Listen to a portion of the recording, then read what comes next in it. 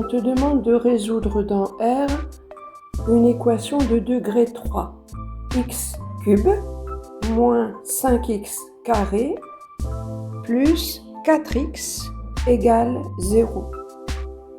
Tu te rends compte que les trois nombres du polynôme comportent un x. Ça veut dire que tu peux factoriser ce polynôme. Donc, si tu divises l'ensemble par x, ça te donne x facteur 2, x carré moins 5x plus 4 égale 0. Tu comprends tout de suite que dans ce cas-là, soit x égale 0, soit le polynôme du second degré, x carré moins 5x plus 4 égale 0. Donc tu as déjà trouvé une solution au polynôme de degré 3 et maintenant tu vas résoudre l'équation de degré 2.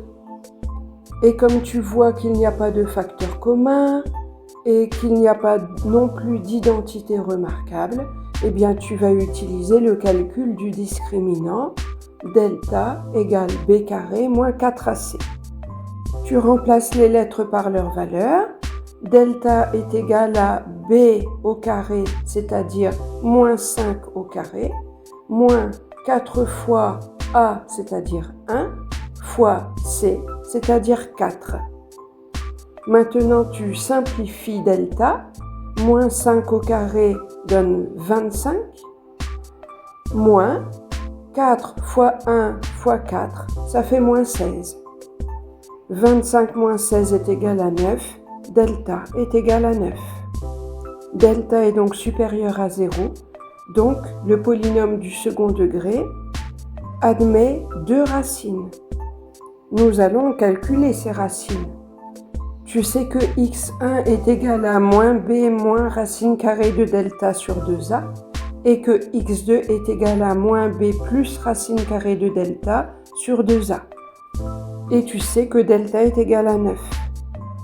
Tu peux donc écrire que x1 est égal à moins 5 moins racine carrée de 9 sur 2 fois 1. Et x2 est égal à moins 5 plus racine carrée de 9 sur 2 fois 1. Maintenant, tu simplifies. x1 est égal à 5 moins 3 sur 2. Et x2 est égal à 5 plus 3 sur 2.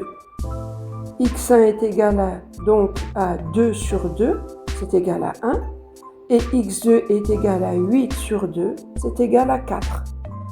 Tu as donc déterminé les deux racines pour le polynôme du second degré, mais tu ne dois pas oublier que c'est un polynôme de degré 3 que tu devais résoudre. Donc tu reprends ta première solution, x égale 0, et ensuite tu as x1 et x2. En conclusion donc, tu as bien trois solutions, x égale 0, ou x égale 1, ou x égale 4. Vérifions notre travail. Dans le polynôme de degré 3, si nous remplaçons x par 0, ça nous donne 0 au cube, moins 5 fois 0 au carré, plus 4 fois 0 égale 0. C'est bon.